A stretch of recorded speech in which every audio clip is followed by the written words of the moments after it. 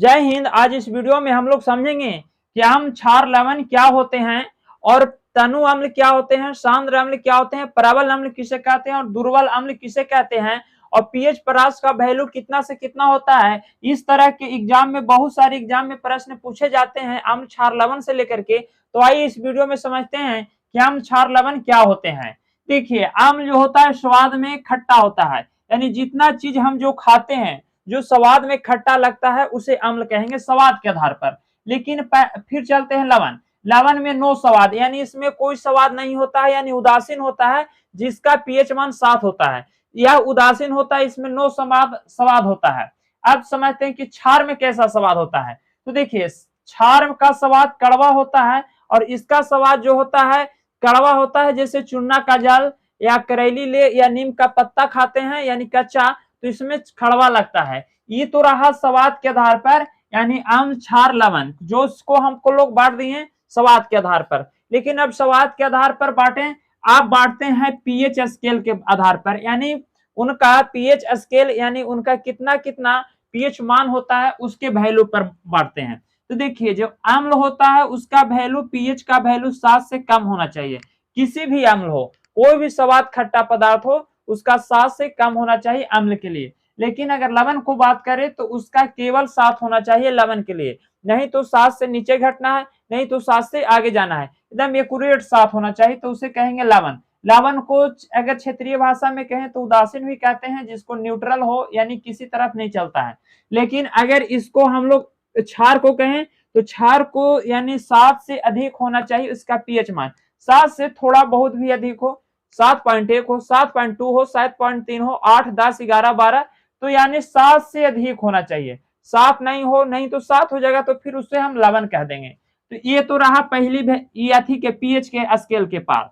तो pH scale का value कितना से कितना होता है, तो पीएच स्केल का वैल्यू 0 से लेकर के 14 तक पीएच परास होता है, जिसको यानी 1 से लेकर के 14 तक के बीच में ही पीएच परास होता है, उसी को कहते हैं पीएच स्केल। तो पीएच परास की वैल्यू 1 से लेकर के 14 तक होती है। फिर अब समझते हैं कि अगर सभी पदार्थ को हम अम्ल के द्वारा, अम्ल हो या क्षार हो या लवण हो, उसको चेक करके चेक नहीं कर सकते हैं, क्योंकि कुछ ऐसे पदार्थ होते हैं जो विषैले होते हैं। अगर विषैले पदार्थ को हम अगर चखते हैं तो हमें मृत्यु हो सकती है। तो इसलिए उसको यानी चेक करने के लिए लिटमस पत्र का प्रयोग किया जाता है। लिटमस पत्र या बहुत सारे ऐसे यानी चीज है जिसके द्वारा आप चेक कर सकते हैं। लिटमस पत्र को लाइकेन के पौधा से निकाला गया होता है। इसको जब नीला लिटमस पत्र होता है तो उसमें अम्लीय विलयन डाला जाता है तो लाल हो जाता है। किसी चीज का अम्लीय विलयन हो, नींबू का हो, टमाटर का हो, या तो और सिरका हो, या एसिटिक अम्ल हो, या फॉर्मिक अम्ल हो, किसी भी अम्ल हो जिसको अगर लाल लिटमस पत्र पर गिराया जाएगा तो यानी नीला लिटमस पत्र पर गिराया जाए तो लाल हो जाता है। तो जब लाल होगा, जितना ज्यादा लाल होगा उसका अम्ल की वैल्यू उतनी ही अधिक होगी, और जितना कम लाल होगा उसका अम्ल रहेगा लेकिन उतना कम रहेगा। अब समझते हैं इसमें, यानी लवण में नहीं तो लाल होता है, नहीं नीला, नहीं पीला, नहीं काला, कुछ नहीं होता, न्यूट्रल रहता है। अब समझते हैं कि क्षार में क्या होता है। क्षार में लाल लिटमस पत्र को लेना है जो लाइकेन के पौधा से निकाला जाता है, तो उसको लेने के बाद लाल लिटमस पत्र को अगर नीला कर देता है तो हम उसे कहते हैं क्षार। जैसे किसी भी विलयन हो, चूना का पानी डाले या ब्लड डाले, तो ब्लड में तो उतना क्षारीय नहीं होता है, लेकिन अगर चूना का जल डाले तो तुरंत नीला कर देता है, अधिक मात्रा में नीला करता है, क्योंकि उसमें क्षारीयता की मात्रा अधिक होती है। तो जिसका क्षारीयता की मात्रा अधिक होगा वो ज्यादा नीला करेगा, जिसकी क्षारीयता की मात्रा कम होगा उसे नीला कम करेगा। अब देखिए, एक आर्हेनियस वैज्ञानिक ने आए जिन्होंने कहे कि देखो, अम्ल क्षार को इस तरह से डिवाइड नहीं करेंगे कि यानी जिसका स्वाद खट्टा हो उसे अम्ल कहेंगे और जिसका स्वाद कड़वा हो उसे क्षार कहेंगे। हम इस तरह से डिवाइड करेंगे, कैसे से समझते हैं। जैसे किसी भी अम्ल हो, कोई भी अम्ल हो जिसे यानी जल से अभिक्रिया कराया जाता है या रिएक्शन कराया जाता है, तो उसके बाद हाइड्रोजन गैस देता है, यानी हाइड्रोजन प्लस चार्ज देगा, और उसके बाद भी कुछ देता है जिसमें हाइड्रोजन प्लस आयन देगा, उसको हम कहेंगे अम्ल हो। या तो हाइड्रोक्लोरिक अम्ल हो, या एसिटिक अम्ल हो, या H2SO4 हो, कोई भी अम्ल हो जिसमें हाइड्रोजन प्लस चार्ज देगा उसी को हम अम्ल कहेंगे। ये अर्हेनियस के नियम के अनुसार था, लेकिन लवण में कोई जांच नहीं है। लेकिन अगर क्षार की बात किया जाए तो क्षार में अगर जोड़ा जाए तो अर्हेनियस ने कहे कि उन यानी क्षार उसे कहेंगे जिसमें NaOH के साथ यानी किसी भी क्षारीय पदार्थों के साथ अगर जल के साथ अभिक्रिया कराया जाए तो Na plus charge plus hydrogen gas यानी OH माइनस बॉन्ड देता है यानी आयन देता है, उसे ही हम कहते हैं उसे ही हम कहेंगे क्षार। यानी जिसको यानी क्षारीय पदार्थों को जल से भी क्रिया कराने के बाद OH यानी हाइड्रा ऑक्साइड माइनस आयन देगा, उसको हम लोग कहेंगे कि ये क्षार है। तो ये तो कहा ये रहा अर्हेनियस के नियम के अनुसार।